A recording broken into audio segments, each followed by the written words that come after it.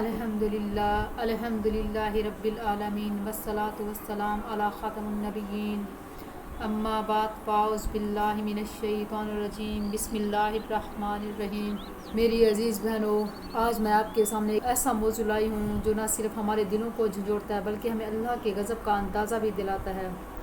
جی ہاں، میں بات کر رہی ہوں سود کی۔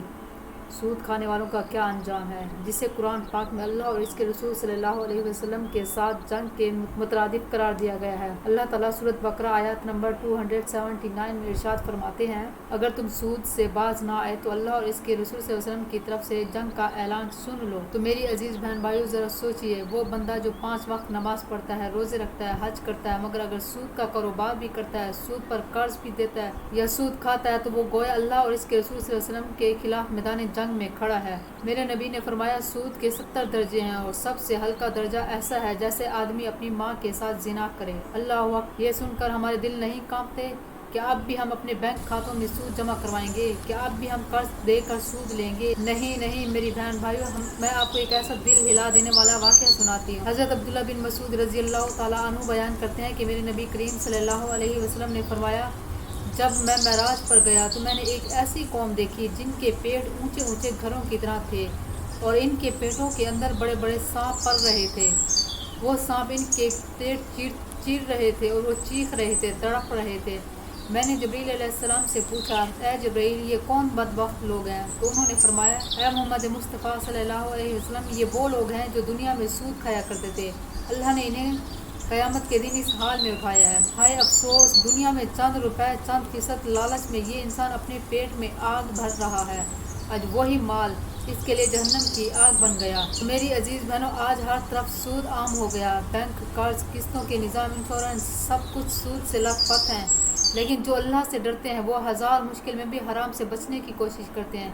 میری عزیز بہن بھائیو، سود کو چھوڑنا مشکل ضرور ہے لیکن ناممکن نہیں ہے۔ کیا تم نے ان لوگوں کو نہیں دیکھا جو تھوڑا کماتے ہیں لیکن اللہ نے ان کے گھروں میں سکون رکھا ہے، ان کے بچے نیک ہیں، ان کے چہروں پر نور ہے، اور جو لوگ سود کھاتے ہیں وہ پریشان ہیں، قرض کے بوجھ تلے دبے ہوئے ہیں، اولادیں نافرمان ہو گئی، آخرت میں درد دینے والا عذاب بھی ساتھ ہے۔ رسول پاک صلی اللہ علیہ وسلم نے فرمایا، کھانے والے، کھلانے والے، اس کے لکھنے والے، ان سب پر گواہی دینے والے، سب پر لعنت بھیجی گئی۔ میرے نبی نے فرمایا، جو سود کا 1 درہم جان بوجھ کر کھانا 36 یا 70 بار زنا کرنے سے زیادہ سنگین ہے۔ مسند احمد کی حدیث۔ تو میرے نبی نے فرمایا، جب میری امت میں زنا اور سود عام ہو جائیں گے تو وہ اللہ کے عذاب کو دعوت دے رہے ہوں گے۔ قیامت کے دن سود خور کے چہرے کالے اور بدن پھولا ہوا ہوگا۔ سب سے زیادہ عذاب پانے والا، میرے نبی نے فرمایا، سود کھانے والا قیامت کے دن سب سے زیادہ سخت عذاب پانے والے میں سے ہوگا۔ دیکھیے میری عزیز بہن، پاکستان کے ایک شہر میں پیش آیا، ایک نوجوان بظاہر نیک، نمازی، روزے دار، مگر کاروبار میں سود لیتا تھا۔ لوگ اس سے قرض لیتے اور ان پر سود چڑھ جاتا۔ خوب کماتا، خوشحال تھا لیکن دل بے چین تھا۔ ایک دن وہ سخت بیمار ہو گیا اور ہسپتال میں داخل ہوا۔ زبان پر کلمہ نہ آیا، نہ ماں کی دعائیں کام آئی، نہ بیوی کی فریاد کام آئی، نہ بچوں کے آنسو کام آئے۔ ایسا لگا جیسے دل پر مہر لگ چکی ہو۔ مرتے وقت صرف ایک جملہ زبان پر آیا، مجھے مت چھوڑو، مجھے مت چھوڑو، وہ سائے والے کالے لوگ آ رہے ہیں۔ پھر آنکھیں پھٹ گئی اور جسم اکڑ گیا اور روح نکل گئی۔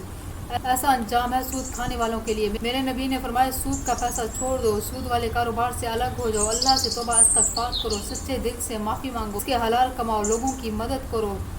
یا اللہ ہمیں سود جیسی لعنت سے بچا، ہمیں حلال رزق عطا فرما، ہمارے دلوں کو خوف خدا سے بھر دے۔ جن کے رزق میں سود شامل ہو یا اللہ انہیں ہدایت دے، توبہ کی توفیق دے، اور جو لوگ سود چھوڑ چکے ہیں یا اللہ ان کے رزق میں ایسی برکتیں عطا فرما وہ دنیا اور آخرت میں کامیاب ہو جائیں۔ یا اللہ ہمیں اس دن سے بچانا جس دن نہ مال کام آئے گا، نہ اولاد کام آئے گی، نہ طاقت کام آئے گی، سب چیزیں بے فائدہ ہو جائیں گی، صرف ایک پاک دل کام آئے گا۔ تو آئیے آج ہم سچے دل سے اللہ سے معافی مانگتے ہیں، سچے دل سے توبہ استغفار کرتے ہیں، سود جیسی لعنت سے چھٹکارا مانگتے ہیں۔ یا اللہ ہم تیرے نادان بندے ہیں، ہم سے بہت غلطیاں ہو گئی، ہم نے جانے انجانے میں سود کو اپنایا۔ یا اللہ ہمیں معاف فرما۔ یا رب العالمین ہمیں رزق حلال عطا فرما، ہمیں حرام سے بچا، ہماری اولادوں کو پاکیزہ کمائی کا ذوق عطا فرما۔ یا اللہ جن کے گھروں میں سود کی وجہ سے بے برکتی، لڑائی جھگڑے، بیماری، بے سکونی، ان کے حال پر رحم فرما، ان کے رزق میں برکتیں عطا فرما۔ یا اللہ انہیں ہدایت دے کہ وہ سود چھوڑ دیں۔ اللہ ہمیں سود دینے سے بھی بچا، سود لینے سے بھی بچا، بننے سے بھی بچا، اور جب ہم قبر میں اتریں تو ہمارا دل، ہماری زبان اور ہمارا مال سب کچھ پاکیزہ و حلال ہوا۔ یا اللہ یہی کہوں گی، اپنے گھروں کو پاک رکھیں، اپنی کمائی کو حلال رکھیں، کیونکہ یہی کمائی قیامت میں کام آئے گی۔ آمین یا رب العالمین۔ وآخر دعوانا والحمد للہ رب العالمین۔ جزاک اللہ۔